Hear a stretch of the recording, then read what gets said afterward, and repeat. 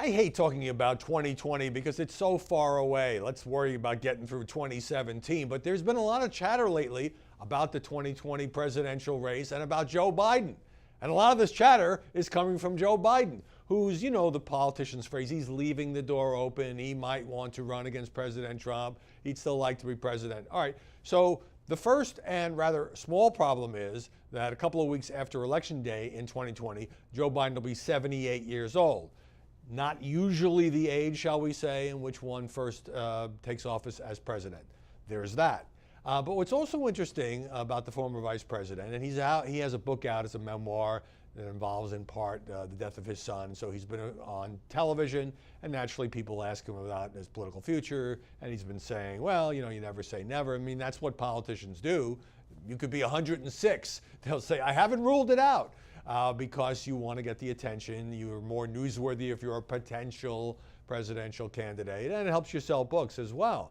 But he's starting to get some pushback from the left, notably a piece by Amanda Turkle in the Huffington Post saying that Biden shouldn't run because he's not the right guy, because he would have a problem with women. And the problem, as laid out by the Huffington Post, is twofold.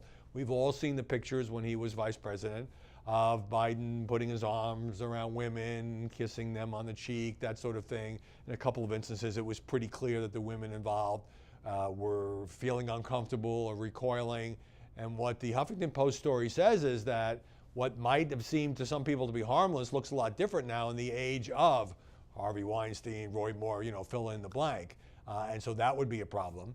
Secondly, people have long memories on the left. 1991, Joseph R. Biden Jr., chairman of the Senate Judiciary Committee, handled the hearings in which Anita Hill made her sexual harassment allegations against Clarence Thomas. A lot of people felt that, and Anita Hill herself felt that Biden was not fair to her, didn't let enough evidence in, didn't like the way he ran those hearings, and there was still some lingering resentment from that.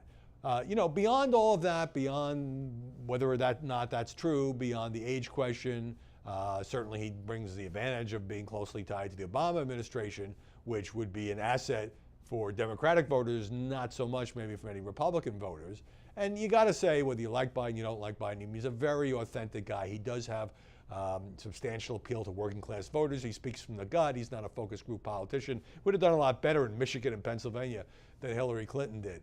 But he's been around forever. I mean, he was a senator for 35 plus years before he became Barack Obama's vice president. So he can't exactly run as a fresh face who's going to clean up Washington.